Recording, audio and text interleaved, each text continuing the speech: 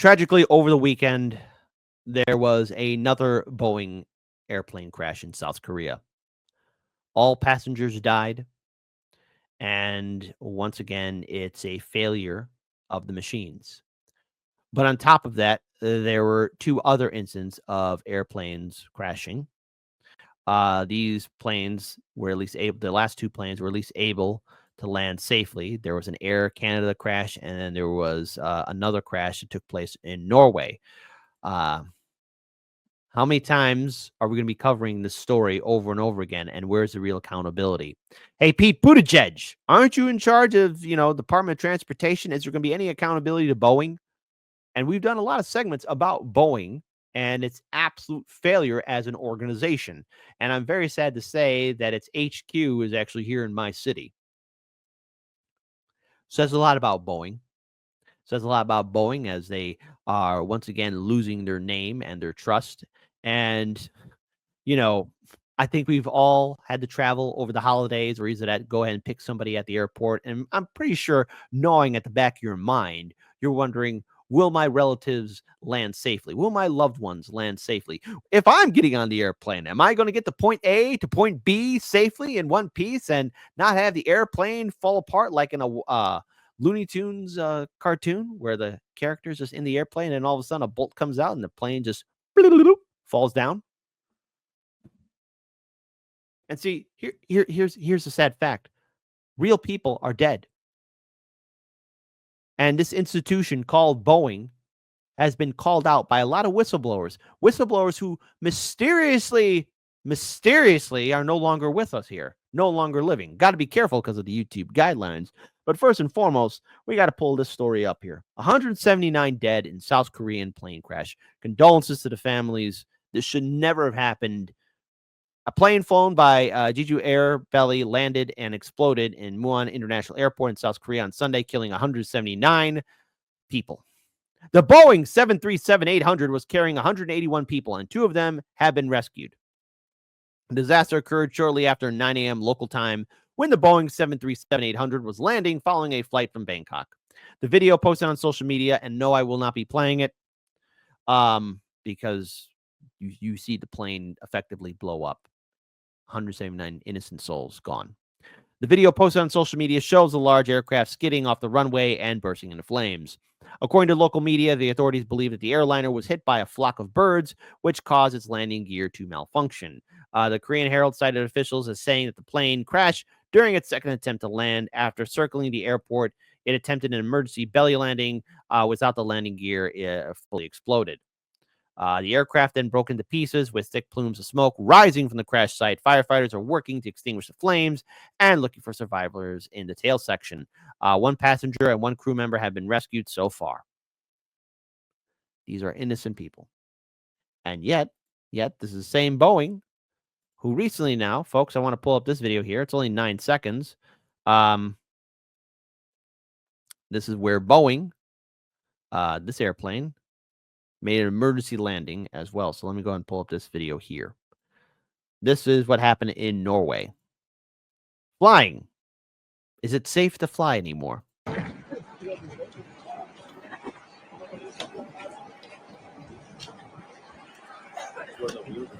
Now, thankfully for this one, the people did land safely and they managed to get off. But then there's another one.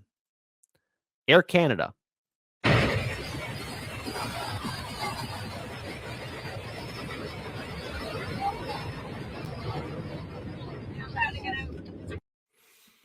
You know, looking at it out the window, I'm going to tell you guys, I would be frightened beyond belief. So I want to pull up something. We're gonna go ahead and go back in time. We're gonna bring up somebody who called out and shined a light on the institutional corruption and lack of accountability. You may know him as John Barton, who told Boeing to kiss his rear end in his self-deletion note. I find it suspicious because he was a key witness that was supposed to testify against Boeing. I would have loved to hear his perspective, but again, I find it's all suspicious that somehow he's gone. Let's have democracy in the chat. Do you find it suspicious that on the day he was supposed to speak in court, that he's gone? Type 1 for sometimes, Kit, accidents happen. Type 2, dude, it's suspicious. I wonder how many 2s will be in the chat. This is not a 737 problem. It's a Boeing problem. And I know the FAA's gone in and they've done due diligence and inspections to assure that the door plugs of the 737 are installed properly and the fasteners are torqued properly. But my concern is what's the rest of the airplane? What's the rest of the condition of the airplane? And the reason my concern for that is back in 2012, Boeing started removing inspection operations off their jobs. So it left the mechanics to buy off their own work. So what we're seeing with the door plug blowout is what I've seen with the rest of the airplane as far as jobs not being completed properly, inspection steps being removed, issues being ignored. My concerns are with the 737 and the 787 because those programs have really embraced. Now, again, one of the planes in question, especially in South Korea, where 179 people did die, that was a Boeing 737-800. A different variation, but a Boeing 737 nonetheless. And this man here was screaming from the rooftop about how incompetent Boeing is. This is the same Boeing that launched a spaceship. A spaceship! And the astronauts were only supposed to be up there for a bare minimum 2 weeks. 6 months later, they come back to Earth. Why? Because the ship wasn't working properly and had many internal and external problems. In space, and yes, at the command center too, because Boeing just built a subpar spaceship. They had to be rescued by SpaceX. The theory that quality is overhead and non-value added. So those two programs have really put a strong effort into removing quality from the process. When I first started working at Charleston, I was in charge with pushing back defects to our suppliers. And what that meant was I'd take a group of inspectors and actually go to the supplier and inspect their product before they sent it in. Well, I'd taken a team of 4 inspectors to Spirit Aerosystems to inspect the 41 section before they sent it to Charleston. And we found 300 defects. Some of them were 300 defects. Now, I'm going to make a controversial statement here, okay? It's a controversial statement. And maybe this might offend people, but, you know, if I or any of you are going to get on an airplane, I think I would like to get on an airplane that has no defects. That when it gets in the air, it stays in the air, goes to its destination, does the whole landing procedure, wheels come down, lands at the terminal, everybody gets off the plane, and it's all good. You know, just to be like, we'll put some bubble gum and shoestrings on, it'll all be okay. Maybe that's just me. I don't know. Is that too offensive?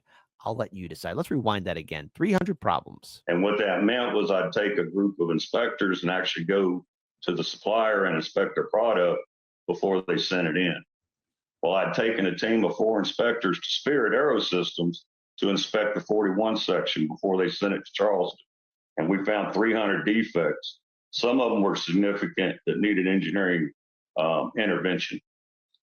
When I returned to Charleston, my senior manager told me we had found too many defects and he was going to take the next trip. So the next trip he went on, he took 2 of my inspectors. And when they got back, they were given accolades for only finding 50 defects. So I pulled that inspector aside and I said, did Spirit really clean up their act that quick? That don't sound right. And she was mad. She said, no. Said the 2 inspectors were given 2 hours to inspect the whole 41 section and they were kicked off the airplane. Now, hold on. Lawrence Johnson says, to Boeing's credit, as soon as the problem is detected, they bring that plane down. Horrible choice of words there, my friend. Horrible choice of words. Now, I want to pull up something else here, too, because this video came out on March 13th, okay? This had to deal with the whistleblower as soon as, they found his body. I've been to that Charleston factory. What do you think about this new news? Well, one of the things you hear in all their factories is the sound of vacuum cleaners, and you'll see Why? We have heard these kinds of complaints before, especially during the early startup days of the Charleston assembly line, and have seen ongoing tension between the company and its biggest union over efforts to organize the South Carolina factory. Tonight, hear from one of the people involved in the New York Times story, is interviewed by NBC News. So quality is the last line of defense. John Barnett says he spent 32 years with Boeing, and he's blowing the whistle on where he works, at Boeing's factory outside of Charleston, South Carolina. He points to this photo showing the type of metal shavings typically created when the floorboards of the jet are fastened down above the cargo holds. He says those shavings can gnaw through insulation on wires, leading to electrical shorts if not cleaned up, reminding us that the 787 is a fly-by-wire airplane. I called up my senior manager, and we actually met on the plane, and I showed him we'd lowered a cargo ceiling panel, and it was just covered with metal shavings, and there was metal shavings in the wire. And I showed him, I said, we got a problem, you know. And like I say, This man here gave the warning. And what do you think our government did? You think they did their job? Oh, no. No. They were paid to shut up and not look into this. Brilliant job, politicians. Because after all, Boeing has a lot of fancy contracts with the United States government. leadership decided that it would cost too much to remove the panels. The 787 is the only Boeing airliner assembled in more than one location. Boeing started making them in Everett, then broke ground on a second assembly plant in North Charleston, South Carolina, about 10 years ago. Barnett says he spent much of his career in Everett, then, like many others, took an opportunity to move to Charleston, where he says he found a different safety culture. In Everett, we could have said, hold on, stop, and it would have gotten the proper attention. If you find a big problem like this, the people step up and they provide the resources to make sure it's fixed properly. That's only one incident. You know what this tells me about the entire culture at Boeing? They don't give a damn about their planes. They don't give a damn about the safety of the people. They don't give a damn about their name, their brand. And it says a lot about the work culture there. From the top to the very low, bare minimum is Boeing's watchword of the day. Because as it stands right now, this also came out, South Korea to inspect Boeing fleet after plane crash disaster. Now, those birds, as it's being alleged right now, there's going to be still a little bit more into the investigation. A flock of birds that potentially hit this airplane that cost the lives of 179 souls in South Korea. But what is fascinating is now the South Korean's Ministry of Land, Infrastructure, and Transport is set to conduct a special inspection of all Boeing 737-800 jets operated by the country's air carriers. So that means every air carrier in the South Korean nation is grounded. So 737-800 Boeing airplanes. Boeing, an American company. Boeing, whose headquarters are here in the Windy City, the city of Chicago. Their fleet is once again down. As an institution, Boeing has failed at every single level for safety. As an institution, Boeing has failed its responsibility to the people. And as an institution, it is needed. Airplanes are needed. I know, controversial statement here, for our daily lives, for travel all around this wonderful world of ours. How many more people need to die? How many more examples of failure and lack of leadership need to be put up to the light? Where are our government officials? And we already know where they're at. They're being told to shut up. Democratic and Republican politicians are owned by lobby groups. Boeing, has a lobby group in D.C. They all have influence. They all have a hotline to their favorite U.S. senator or U.S. House representative, be it red or blue, so that no one looks into this. But the thing is, after a while, as the bodies start piling up, even the social, I'm being generous here, those psychopaths in Washington, D.C., then kind of sort of have to get up for a little bit to do something, say something, and then nothing gets done. Where's the outrage? Where's the accountability? There should be lawsuits filed right now. There should be people screaming for justice against Boeing. And, I recently posted here in the live stream chat a little poll question. Do you trust Boeing to get on one of their airplanes? With 73 people voting in so far, 96% vote no, and a brave 4% say yes. You are braver than me.